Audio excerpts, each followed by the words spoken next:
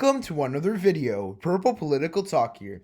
Today is Saturday, September 4th, 2021, and today we're going to be discussing the very crucial California recall election that is now looming upon us. And on September 14th, the recall election will take place, and the reality in California will be decided.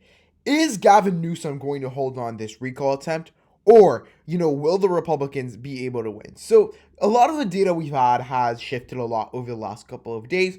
And, there was a period, almost a month back, where we saw this race be extremely close. However, over the span of the last week, as we've gotten more polling data, as we've gotten other things, we've seen how the race has shifted from being essentially less in the margin of error, less than 0.2% apart between, keep and recall.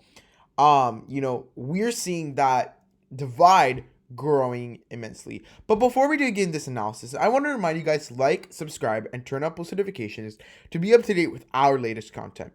And also, the channel memberships are now open. If you would like to become a Purple Political Talk channel member, you could do so by pressing the link down in the description or the join button next to the subscribe tab.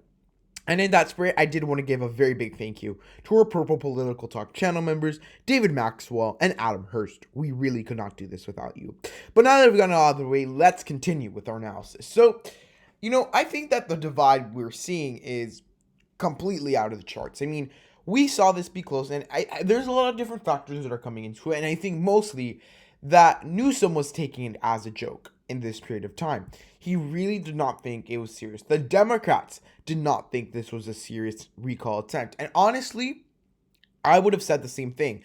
If you would have asked me back in February, this was the most ridiculous thing you could ever see. I mean, there was no real chance that Gavin Newsom would actually get recalled. But this is politics. Politics shift. And, sometimes unexpected things happen. Expect the unexpected. And in this case, we really do see how that has come into play, how this has come into the question, and we really can see how, Gavin Newsom started taking it seriously. The National Democratic Committee knew if they did not take this seriously, what was going to happen?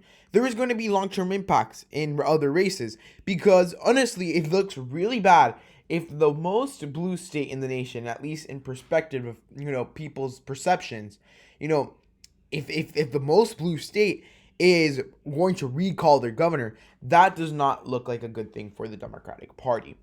And you can see here, I think the big thing that we shifted from here to here, very strong polling data.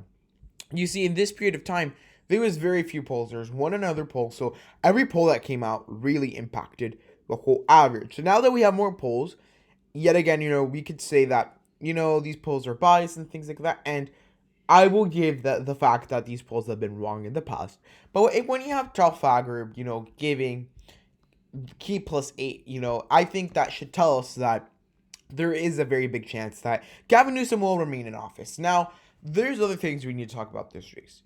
Who are the most likely candidates to take over? And at this point, it comes down to the fact that the Democratic Party is doing some stupid campaigning in my eyes, in the sense that they're telling people not to fill in the second question, which would be, who would you want to replace Gavin Newsom as governor if the recall attempt goes through? Because what ends up happening, this opens a way for a Republican to win the race. And honestly, this is the worst messaging, campaigning, political strategy I've seen in a long time. Because essentially, you're opening the way for someone like Larry Elder, an extremely conservative radio host. And you wouldn't say he's in the realm of conservativity, I guess, if you could call it like that, for California voters. He's way more to the right than that.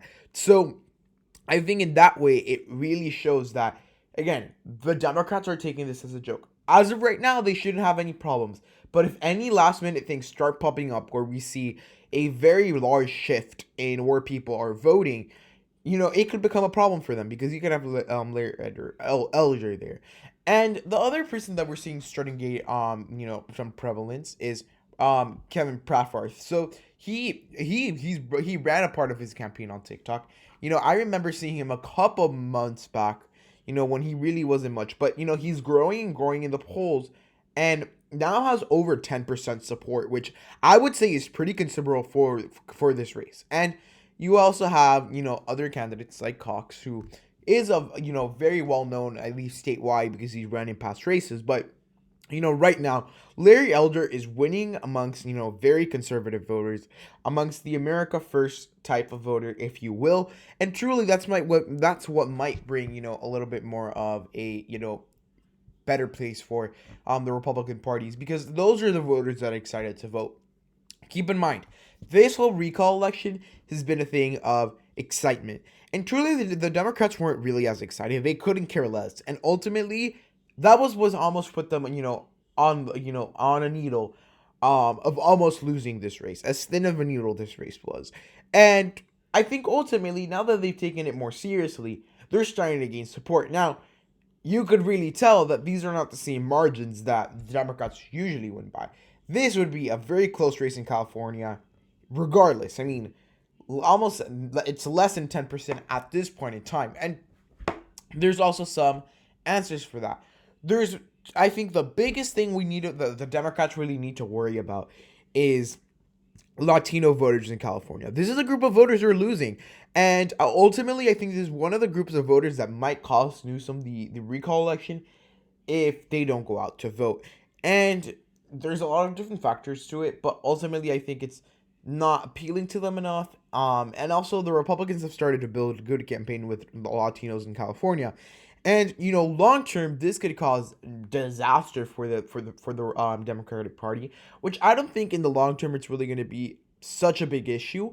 But we could end up seeing a scenario where California starts getting maybe even the likely margins up like 15% because of the Hispanic voters. And ultimately, it's a thing that could happen in the future. Not saying it will happen now, but I think that this is a kind of a turning point. And when you start talking about California politics, not to say that every race after this would necessarily be, close like this one has been, but ultimately, I think we need to analyze the fact that moving forward, it shows that California has the ability to be close with certain factors in play.